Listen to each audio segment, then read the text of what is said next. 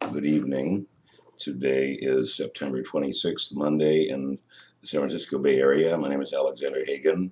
I'm a former financial journalist, and I am currently the CEO of a small, medium-sized tech company in Silicon Valley. I'm reporting to you today about some serious new developments that are occurring in Libya, specifically the siege of Sirte and Beni Walid. The United Nations High Commission for Refugees has announced that Sirte is inaccessible. Now, Sirte is a city that, according to one source, had a population of 130,000, and what I've seen in the papers recently was reported 70,000. It's a considerable town. Credible journalistic reports have come out about severe problems for children because there's no water. There's no clean water. And in Iraq, the main reason people claim 1 million people died in Iraq was because of a lack of clean water for children, driving up the infant mortality rate. So although if things don't unfold horrendously, we're unlikely to see 1 million children die, we are seeing children dying while NATO, our government of the United States of America, is bombing this city while it's encircled by rebels. Now, when the UNHCR and Red Cross cannot get access to the city, let us consider who benefits. The fighters, the loyalist fighters of the city, clearly would not be unhappy to receive food and water for the citizens. The only ones who would benefit from this are the rebels. And as in my last reporting, I said that people in Sirte might fight to the death, because they are considered the hometown of Gaddafi, and they would be fearful of persecution if they left even under a white flag. And it has come out today in the Wall Street Journal that indeed people are being pulled out of their cars when they flee the city and are being arrested. So it's a horrendous situation, and I call upon President Obama and Secretary Clinton and Rice to put pressure to stop this immediately, to halt the bombing immediately, and to allow water and food to be delivered to these towns. It is, in historical terms, you can whitewash these things for a short time, but in historical terms, people will know that we didn't act to avert a horrendous catastrophe. Now, the other critical issue is the number of countries that are making public statements against the way the United Nations has enforced this no-fly zone. The Prime Minister of India at the United Nations, I have an article from Xinhua News Agency. India slams Western intervention in Libya, calling for adherence to United Nations principles. Indian Prime Minister Manmohan Singh Saturday slammed Western countries for using force to change regimes in West Asia and Northern African countries, and calling for adherence to the UN principles on respecting independence and sovereignty of all nation states, local media reported Sunday. Local newspaper, the Times of India, Sunday quoted Singh as saying at the UN General Assembly session in New York that societies cannot be reordered by outsiders through military force, and absence of democracy and rule of law cannot be a pretext to violate sovereignty and integrity of countries. Quote, the observance of the rule of law is as important in international affairs as it is within countries. Societies cannot be reordered from outside through military force. People in all countries have the right to choose their own destiny and decide their own future, unquote, he said. Quote, the idea that prescriptions have to be imposed from outside is fraught with danger. And then he goes on to say that, quote, actions taken under the authority of the United Nations must respect the unity, territorial integrity, sovereignty, and independence of individual states, unquote, said Singh. Quote, we will succeed if our efforts have legitimacy and are pursued not just within the framework of law, but also the spirit of law. Now, what's important about this is we've seen all of the states that are clearly opposed to the West, such as Cuba, Venezuela, Bolivia. Bolivia had a coup almost occur within it. Bolivia has huge natural gas reserves and huge lithium reserves. Lithium is very important in battery technology, more than in psychoactive medications. And there was a coup, and he was trying to nationalize those resources. And similarly, in Libya, Gaddafi largely nationalized the oil resources, as Iraq had nationalized oil resources. And Libya had about $10 trillion worth of oil and gas. So I want to segue a bit, but the point is the United Nations as an institution is now under severe threat. Um, Gaddafi had actually gone to the United Nations and chastised it and called the Security Council the Terrorism Council, of course, reeling under the many years of sanctions that had been imposed upon him. And traditionally, we have this group, constellation of superpowers at the top in the Security Council, veto power, and then what's considered sort of a wild, unruly mob of small countries in third world areas being able to run the General Assembly because it's one country, one vote, whether it's an island state of 100,000 people or a country of 300 million. But with what's happened in Libya, and in my view, this today is a bad day again for the United Nations because the UNHCR should not say that Sirte is inaccessible. There's a massive amount of civilians there. If they leave and their family is on a list, it's like a communist witch hunt. They can be pulled from the cars. This is in Western papers. These are credible sources. You can find this information. If you post me, I'll email it to you. There is a general rounding up of Gaddafi loyalists in Libya. There are statements made by Gaddafi loyalists. These are simply people who weren't objecting to their government. If you imagine a country, it's a quiet country actually. Libya for the last 25 years hadn't had a war. They had one uprising in this prison in '96 where 1,200 people were massacred, which was serious. But that was pretty much the only major violent event in the history of Libya. It's been a very quiet, peaceful country.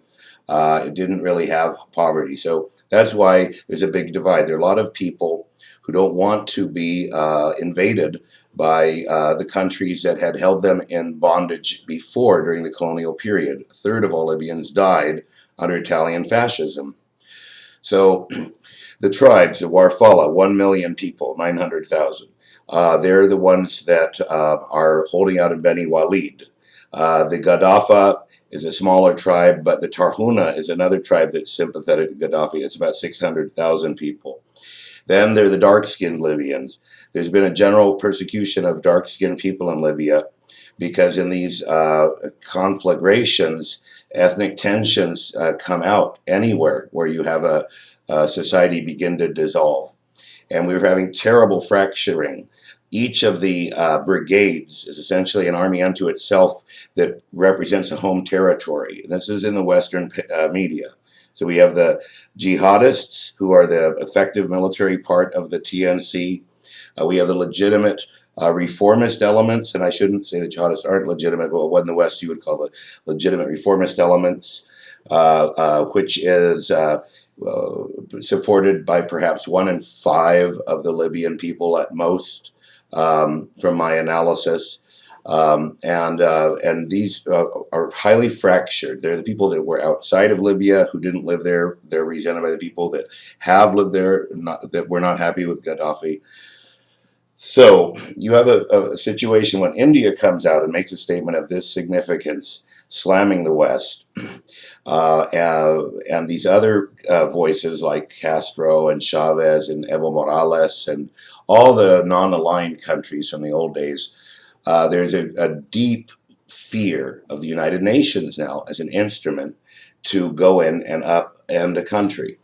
So when Clinton stated that Gaddafi had to go before we could have talks, and this clearly is impossible because you cannot have talks with someone who's gone, it shifts all the responsibility on NATO for any loss of life from that point on, in my view.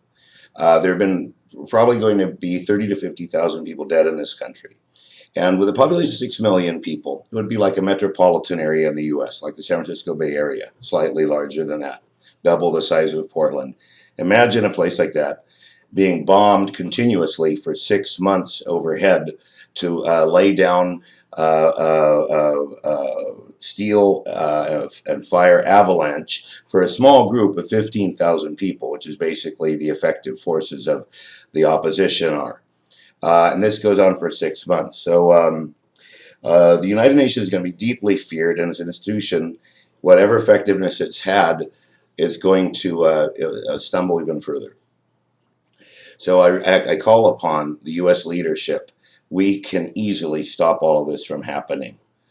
Because if we tell France and England that they have to stop their military operations until at least food and water arrives at these besieged cities, especially considering in the case of Sirte, if the people leave the city, they will be arrested if their names are on lists of loyalists. There's already more people in prison now in Libya than there were at the time of Gaddafi. There were 10,000 people in prison at the time of Gaddafi. Much lower incarceration rate than here in the U.S. per capita. There are now probably more than 10,000 people locked up suspected of being pro-Gaddafi. That is to say, people that supported their sitting government. So we can put a stop to all of this instantly by making clarifying statements such as we will not participate in any military operations until the humanitarian situation is resolved. We call upon engagement, not de-Baathification. Today another disturbing article came out on Al Arabiya that they're calling for the oil ministry to have all Gaddafi loyalists purged, the universities to have all Gaddafi loyalists purged, the medical systems to have all Gaddafi loyalists purged. Now, ladies and gentlemen, there are at least 2 million of the 6 million Libyans that are highly likely to be supportive of Gaddafi. That's at least a third of the country that supports this way of life, or at least doesn't want it ripped out violently in this process. We are in a state where we could see years of hell erupt in Libya, in a country that was peaceful and relatively prosperous for decades, with the highest standard of living in Africa, according to the United Nations Human Development Index. So we need to call for a halt to the purges and the arrest of the Gaddafi supporters. We need to allow them to form a political party now. And this is in the interest of those who wish for regime change, because the consequences of creating yet another Iraq are so horrendous that I cannot exaggerate them to you. When you do these things repeatedly, there's a certain point where there's a tipping point. And when we're talking about serious humanitarian catastrophes, mass arrests of people, serious abuse of dark-skinned people, lynching, rape. I don't want to dramatize problems, but these are in the very media that has cheerled this intervention. And the very idea that we can say we're doing this to prevent civilians from being harmed, when there are tens of thousands of civilians being harmed, and the civilians that were killed in the original uprising numbered in the low hundreds. It's just insane that anybody could say with a straight face that they're protecting civilians in this modality. We have to change our tack. We cannot continue to do what we've been doing, regardless of your view on it matters. Okay, now, I think that pretty much covers it, but a reign of terror could come over Libya that could last for years, of hunting down and uprooting anyone who is sympathetic to the old regime. And those people may number more than half of the entire population. It's difficult to say. There are also people, I read one quote today in the Wall Street Journal where a man said that we will punish anyone who even vocally supported the previous government. So you can imagine the American anti-communist scare, or the anti-German frenzy in Montana during World War I, or the anti-Muslim scare, and magnify it by 1,000 times. Imagine a government change here where anyone suspected of having been a Republican was jailed or executed, or a Democrat. It's that severe. So why does Gaddafi have support? Well, the original revolution in '69 was very popular against what was considered a corrupt puppet king. From '69 to '75, they did a very good job. They were highly supported. From '75 on, Gaddafi developed more and more eccentric utopian ideas. Would be an unpleasant way to characterize them. You could defend them, but this is not the moment for it. So then with the bombing in '85, things became more difficult for them. And that's the end of this clip. Thank you.